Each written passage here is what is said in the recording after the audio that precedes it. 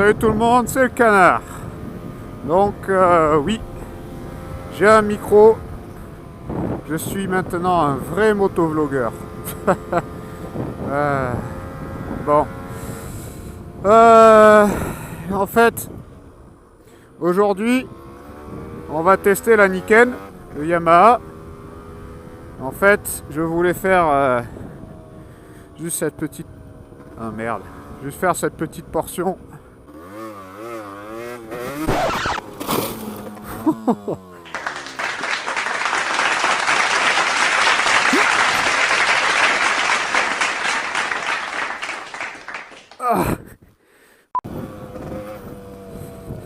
Donc, comme je disais, avant que je tombe, dans la moto, à pas grand chose. Le clignot qui a pris, j'ai pas trop l'impression que le guidon a pris. Je vais aller tester la Niken. Putain, il n'y a pas de grippe. Ouh. Et du coup, j'ai demandé à mon pote Maxi Ride s'il pouvait me prêter le micro. Et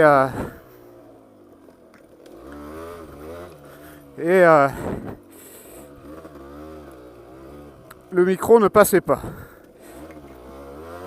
Oh là là, putain, rien. Donc, il a fini par me prêter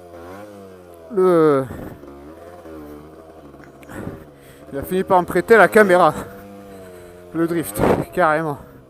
Donc, je remercie Maxime, Maxi Ride. Ouais. On va aller tester cette Niken. On va éviter de pas se toller. Putain.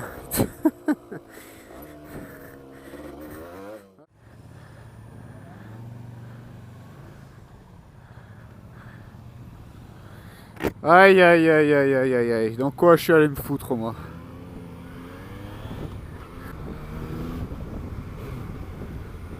C'est assez maniable, c'est impressionnant.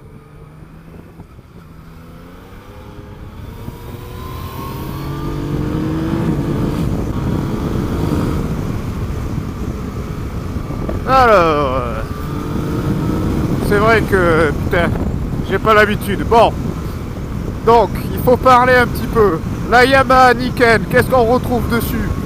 Donc, c'est le CP3 de la Yamaha MT-09 et de la Tracer. Donc, le moteur, on le connaît, on l'adore, rien à redire. Alors, qu'est-ce que c'est la Niken? C'est en gros une MT-09 à 3 roues. C'est assez spatial. C'est vraiment un peu quelque chose d'une autre planète, esthétiquement en tout cas. En tout cas, en premier prise de main, à part tout ce truc devant nous, ça fait vraiment moto. Ouais, c'est bizarre.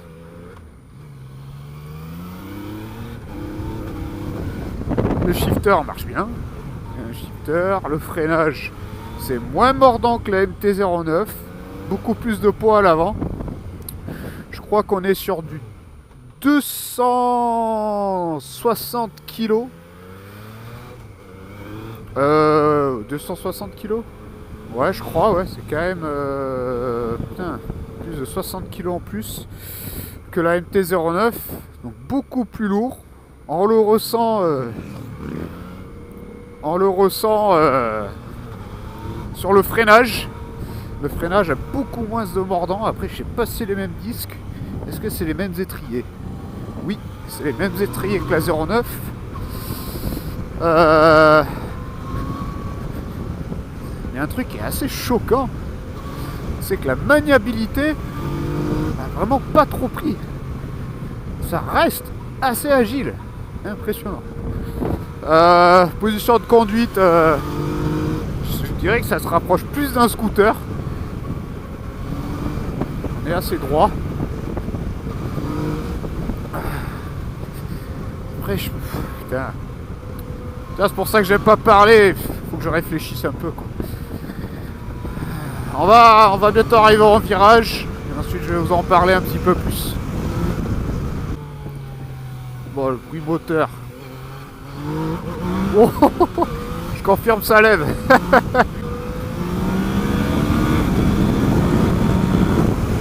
Oh là là. C'est vraiment quelque chose de bizarre.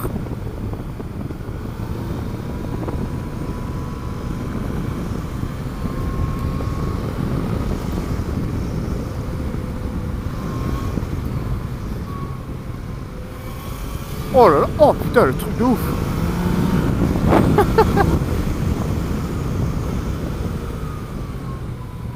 Alors, faut faire attention. Eh, franchement, c'est du gravier. Oh putain, ce truc de ouf. Et ça reste vachement maniable. Bon, beaucoup plus dur à lever.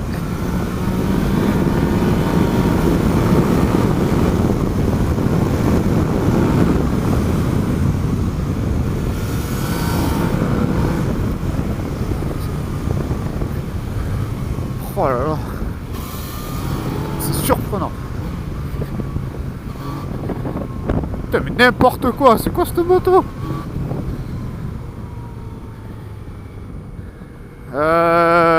Franchement, les rétros c'est complètement con parce que on est pile sur les mains. Putain, et c'est bizarre. Ça c'est 1, 2, 3, je sais pas qui est quoi. Souple. Ouais. Ok, c'est le sport.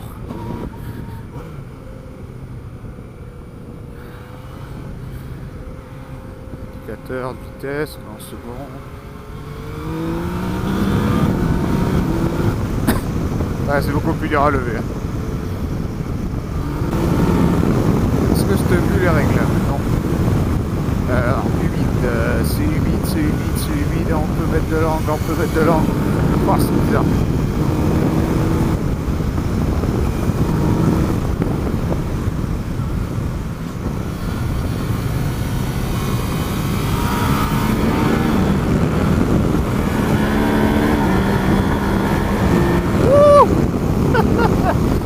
Bon, le moteur, il est toujours aussi fun.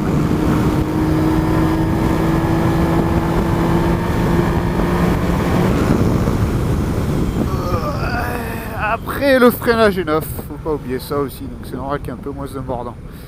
Alors, je sais qu'on a du cruise control là-dessus. Yeah. They see me rolling, late patrolling and trying to catch me riding dirty.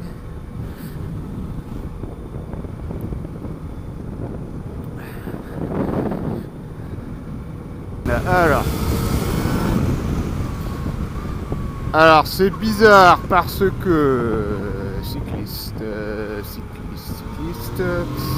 Alors, c'est une moto à 3 roues, 4 fourches.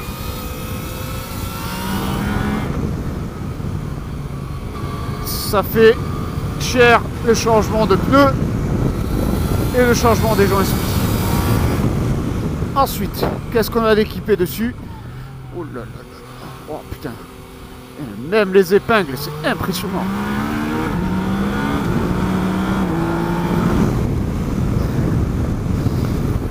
On a ABS, traction control, shifter. On a tout ce qu'il faut, toutes les bricoles. Elle est limite mieux équipée que la MT-09 parce que le traction control est moins bien équipé. Alors aussi ce qui est assez choquant, c'est en fait, au ralenti, on a l'impression d'être sur un tank. C'est bizarre, il y a un délai au niveau du guidon. C'est assez bizarre à manœuvrer au ralenti. Le rayon de braquage est impressionnant. Mais dès que tu commences à rouler, ça perd tout son poids. C'est un truc de malade. Ça devient vraiment léger. Genre là, je suis sur du mouillé, ça bouge pas. C'est un truc de ouf. En fait, là, avec la météo, t'en bats les couilles. Tu peux rouler fort par temps de pluie comme sec. Ça, c'est impressionnant. Il y a une stabilité sur la moto. Bon, après, forcément, j'imagine si tu pousses fort, ça peut déraper un peu, mais même sur le freinage, c'est stable. Sur la mise à l'angle, c'est stable. Hop là. Ils ont enfin resurfacé ces routes. C'est beaucoup mieux.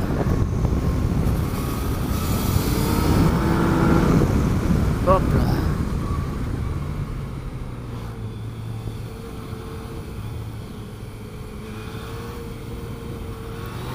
Voilà, on est passé sur l'humide et vraiment j'ai rien ressenti. Pas une part d'adhérence, rien. Putain, c'est impressionnant. Ouh.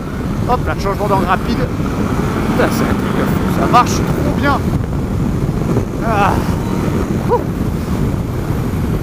Donc c'est assez impressionnant. Si vous n'avez pas compris. Eh mais attends, vous avez demandé des commentaires vocaux, ouais, je sais pas. Donc maintenant vous assumez. On a un réservoir de 18 litres, énorme. Donc avec mes 14 litres sur la MT-09, je fais du 200 bornes. Je sais que les traceurs avec du 17 litres, ils font plus de 300 bornes. Donc il y a bien moyen de faire bien plus de 200 bornes. Ah, après il y a le poids en plus, donc ça consomme un peu plus. On va dire peut-être du 300 bornes à tout péter quoi.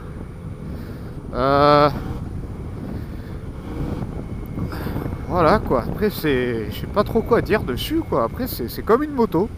L'embrayage c'est du MT-09, donc la boîte c'est bien mécanique. L'embrayage à câble on a un bon feeling. Les freins, bah, on ressent le poids mais la moto reste très stable sur le freinage avec ses fourches. Le shifter marche très bien. Trash control marche, m'a pas permis de faire de wheeling.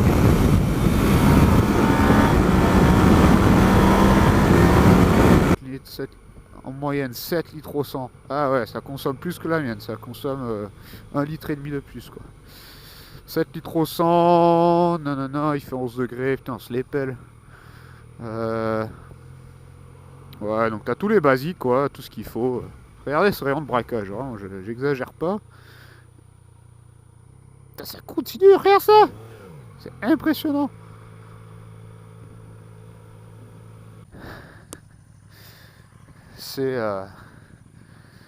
C'est bizarre quoi, c'est bizarre comme bête. Prochaine partie de la vidéo, je vais plutôt vous parler de ce que j'en pense.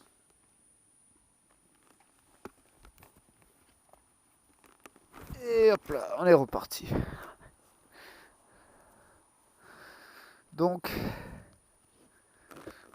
cadre tubulaire, bras oscillants différents. On a le même moteur, les mêmes étriers avant-arrière. On a clignotant intégré au rétro, même rétro que la R1 je crois.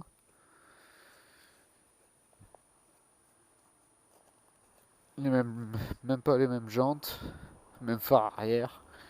En fait, à part le moteur et les freins, il n'y a quasiment rien de pareil que le mien quoi. Tout a été changé.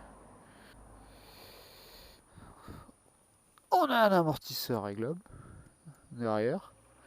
Ça, je sais pas ce que c'est.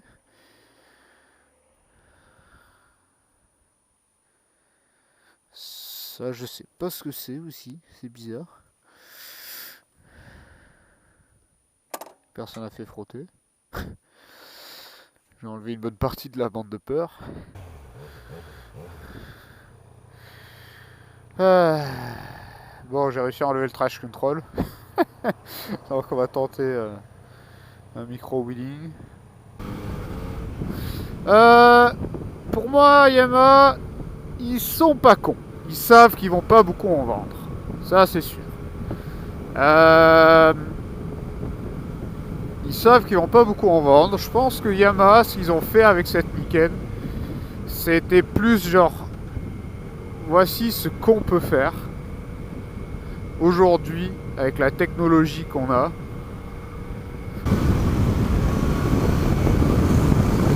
Ils ils ont dit que voilà, nous, on sait faire ça.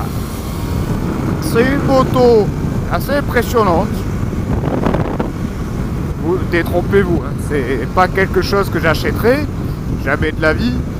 Après, c'est quelque chose d'impressionnant. Je sais que c'est le mot que j'ai utilisé 3000 fois. Ferme ta gueule, le canard, tu sais pas de quoi tu parles, retourne avec des sous-titres, parce que c'est vrai, quand tu parles, tes vidéos, c'est de la putain de merde. Je pense pas qu'ils en ont fait beaucoup, pas autant que la MT-09, je pense qu'ils savent qu'ils vont pas en vendre autant. Mais voilà, ils ont fait, ils l'ont sorti, ils ont eu les couilles de le faire, ça je respecte, je dis bravo Yamaha, franchement pour sortir un truc, voilà, ils sont pas cons, ils savent c'est pas quelque chose qu'ils vont beaucoup vendre. Alors attends. Oh, j'ai fait un petit wheelie. Ouais, t'es tout petit. Hop là, le cycliste, faut toujours faire gaffe sur ces routes. Oh, le freinage. Ah, ça freine, ça va, en fait. Vous avez juste besoin d'être rodé un petit peu, je pense, au début. Putain, ouais, sur humide, tu ressens rien. Voilà.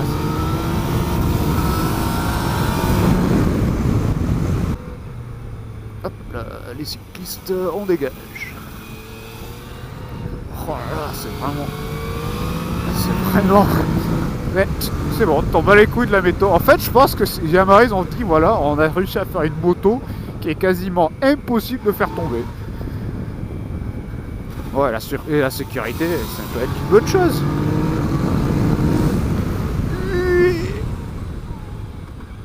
Ah, ça va, ça freine.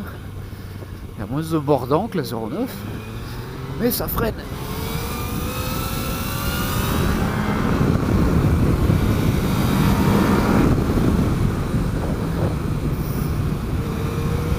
Ouais, le frein, voilà, on va voir le frein arrière un peu, voyons. Après, la moto est tellement stable en fait que même genre le frein arrière. Wow, oh, oh, bloquer l'arrière. Ouais, l'arrière ça freine, pas trop mal. On le ressent pas énormément, mais ça freine pas énorme, mais ça va. Donc voilà, suspension c'est stable, le frein c'est acceptable. Et oui, jour le chasseur. Le moteur toujours aussi fun. C'est une bonne moto, c'est une bonne moto, c'est... Je pense que voilà, t'as foutu une Tracer et un T-Max dans une chambre toute une nuit, ils ont fait leur business et voilà ce qui en est ressorti, quoi. C'est un bébé mutant à 3 roues.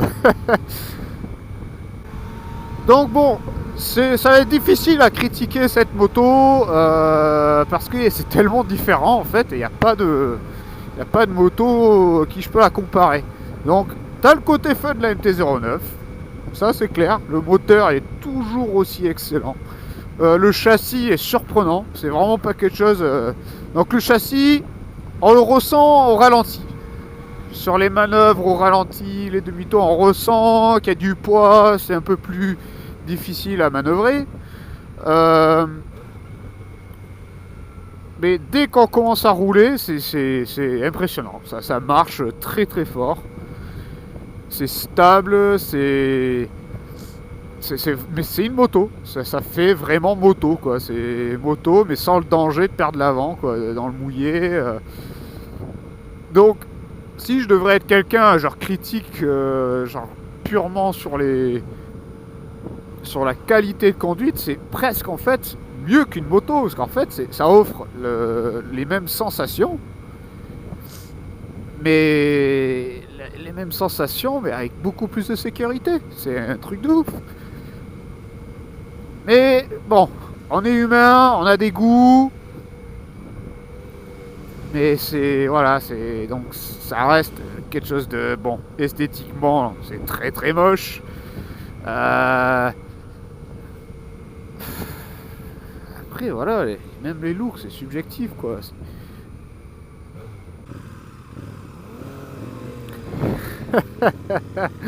Oh là là, oh putain, oh les deux extrêmes, quoi. Tu passes sur la Super Duke, ça y est, t'as plus rien devant toi. Oh là là, T'as l'impression de... j'ai l'impression d'être sur une 125 quoi. Et franchement, mais cette moto a rendu la Super Duke comme une 125.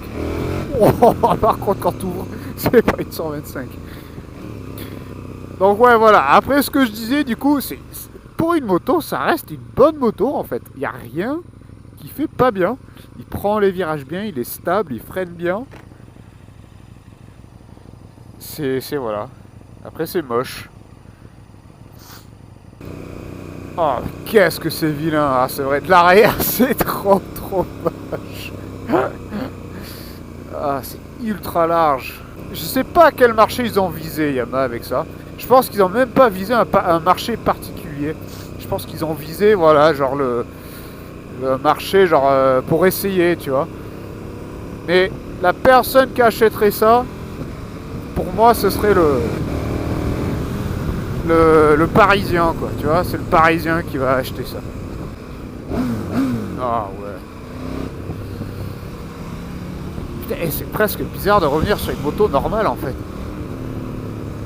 Oh putain, c'est Brembo, c'est vraiment un truc de ouf aussi. Donc, bon, ce que j'ai aimé, c'est le côté surprenant de la bécane, comment on s'y attend pas en fait, que ça soit aussi efficace. Après le moteur, forcément, hein, c'est pas parce que j'ai une MT-09, mais c'est surtout que j'ai acheté une MT-09 parce que j'ai adoré le moteur. Donc le moteur forcément, et franchement c'est disons le côté la polyvalence de la moto en fait. C'est une moto, voilà, tu peux vraiment rouler fort, rouler tranquille, c'est assez confortable, tu as assez de protection, tu peux voyager, tu as un gros réservoir, tu peux faire plein de bornes. Donc voilà, c'est une très bonne moto, il n'y a pas à chier. Est-ce que j'en achèterai une? Non.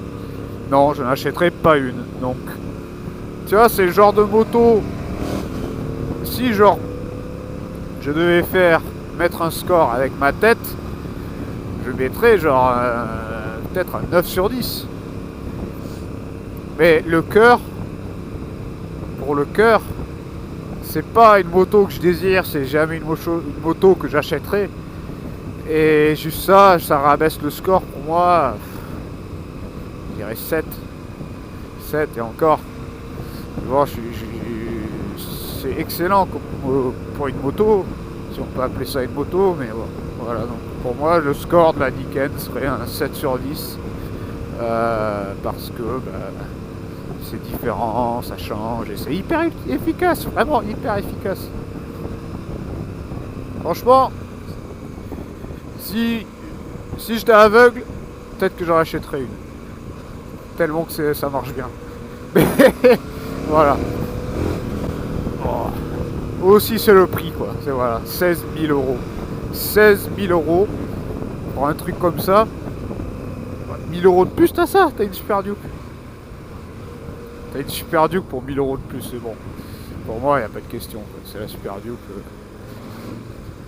Oh